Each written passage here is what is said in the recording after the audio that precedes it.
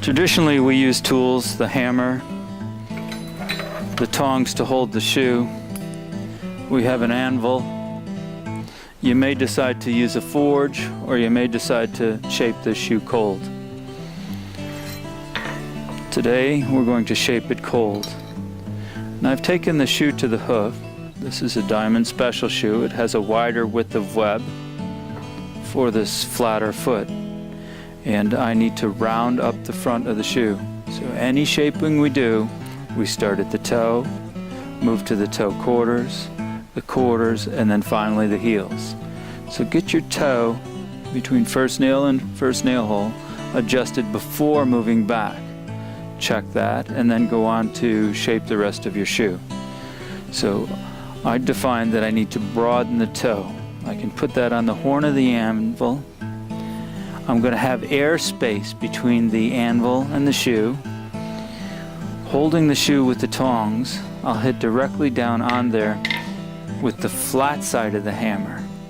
You have a round side and a flat side. Using the flat side, I'll drop that hammer, and I'm just slowly rocking that shoe back and forth so that I get a broader toe. I'm going to look closely at the toe, define if it's similar to the hoof. I have a little sharper bend right here that I'm going to adjust for. I'll make sure that there's airspace between the shoe and the anvil. Hitting straight down, walking back and forth, I've now broadened that toe up.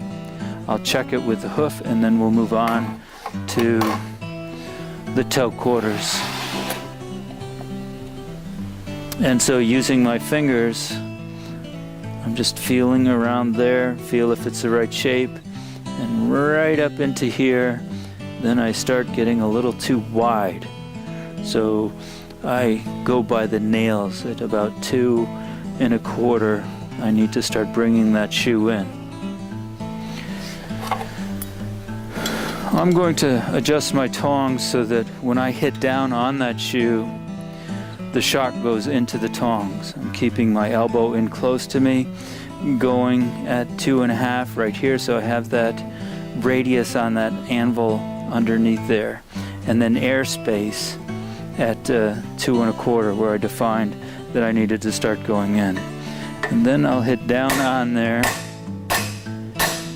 and just rock my hammer, go over the edge of the anvil. I'll grab the other side. I'm going to have no airspace under the horn, or above the horn. Go at about 2 1/4 where I defined I had to bring that shoe in, and hit beyond while dropping the tongs. Make those adjustments. Check it to the horse's foot, put it in the right position. Run my fingers around to see where I have to make further adjustments. And after the 3rd nail hole, now I still have to bring that shoe in. Taking it back to the anvil, having no airspace between the 3rd nail hole and the anvil, I'll hit right beyond that while dropping my tongs. I'll go to the other side. 3rd nail hole on the horn. Just beyond, I'll hit down.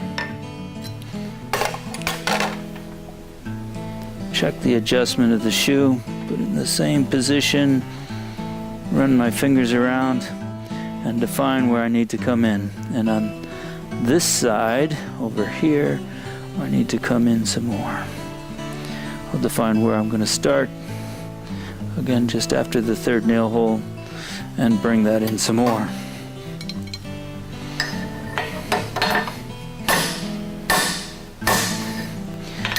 And before I go back to the hoof again, I'll look down the shoe this way and define how the shoe is going. And if I have curvature here, I want to hit where the curvature begins to bring that heel back up. So setting it on the face of the anvil,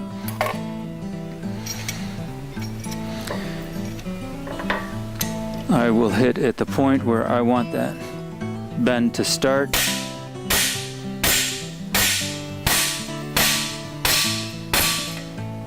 And follow through again. Check how level it is, define where the bend needs to be. I want this shoe to come up in this heel. I want it to start coming up at the toe. I'll make a few hits. I'll look at it again, define what I want to do. Look at it this way, look at it this way, and I've gone just a little too much on this side.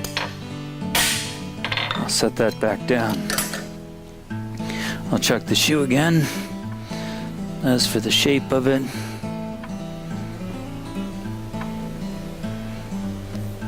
I'm using my fingers, and we can also pull the horse's foot forward.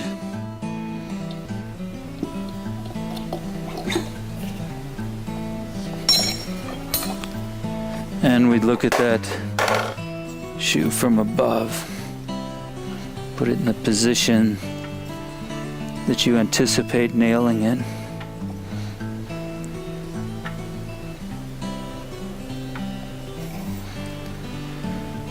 And beyond the bend in the quarter, this is the quarter, we want just a small amount of room for expansion. As that hoof bears weight, it moves in and out, and we need about enough to roll a dime from the bend in the quarters back.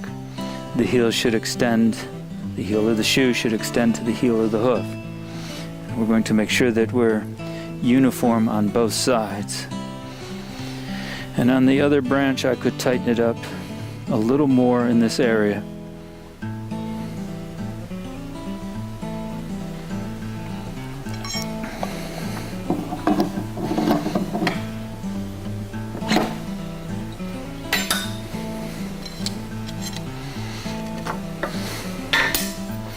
So on this branch, I need to straighten it up in this portion right here.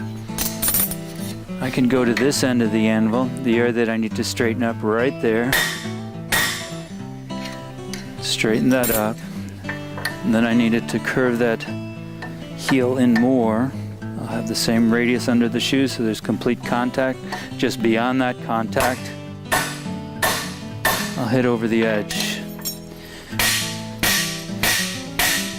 Again, flatten the shoe.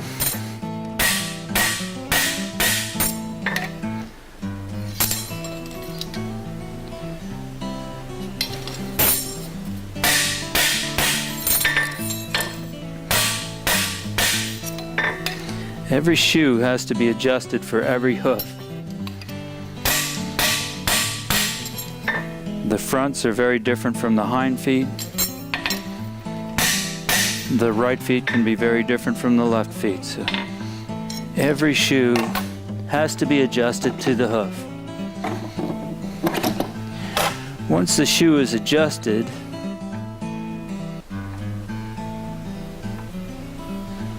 we're ready to put that shoe on. We need to choose the appropriate nails for that shoe. I have choices for my nails. This is a 5 City Slim. City defines the shape of the head. Slim defines the shape of the shank. It's a very smooth, very sharp nail. For lighter shoes or smaller horses or thinner walled horses, I may choose to use a slim blade nail. For a sturdier hoof wall, a heavier shoe, heavier horse, I may define a city head. When I place the nail in the shoe, there's a stamp or a trademark on the inside of the head of that nail. That trademark goes towards the inside or the middle of the foot. It's placed that way because the other end of the nail is tapered, and that taper defines the bend as the nail exits the hoof wall. When I'm placing a shoe on a hoof, the shoe has been adjusted appropriately for that hoof.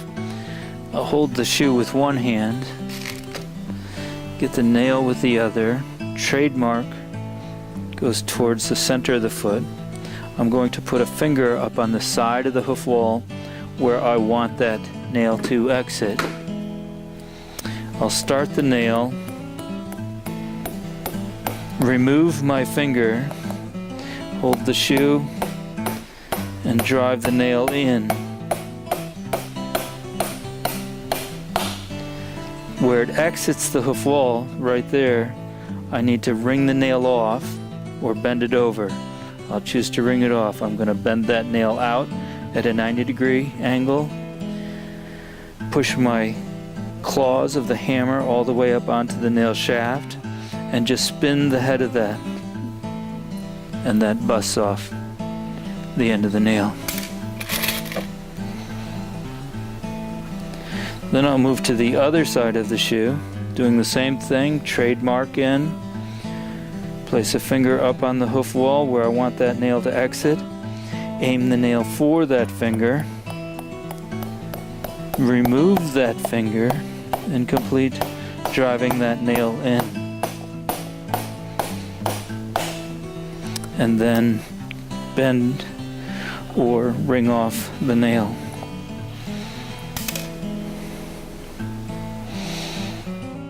I've driven a couple of nails, and for demonstration purposes I'll clinch those up at this time. And using a clinch block, I'll place that on my hand like this. This corner goes underneath where the nail exits the hoof wall. And then hammering down on the horseshoe nail, that brings the horseshoe nail out of the hoof wall at a 90-degree angle. I'll move to the opposite side and tap that down, bringing that nail out at a 90-degree angle. Then I'll take that foot forward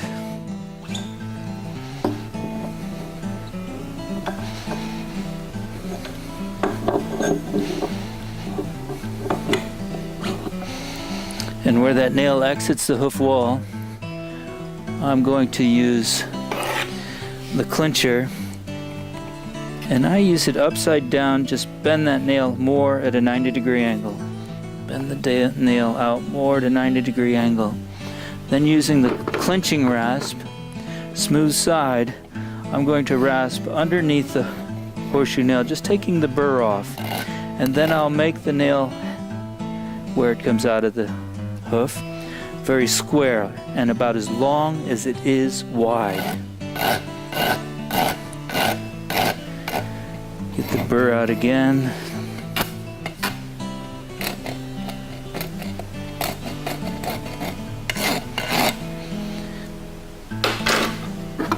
Then I'm going to use the clincher in the right side up, and I'm going to get at the end of the reins, pry down, and then in.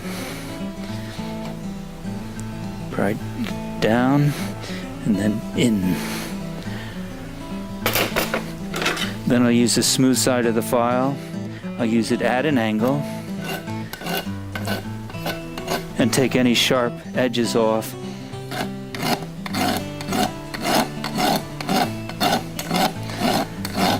This process is for the safety of the horse. Now we have a nail that's clinched, bent over to hold that shoe on.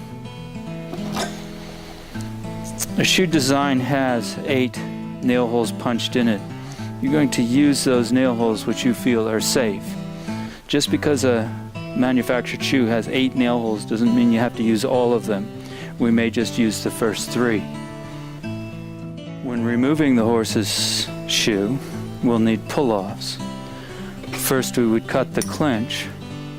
That's the last step in the process of shoeing a horse. Where the nail exits the hoof wall, it's folded over.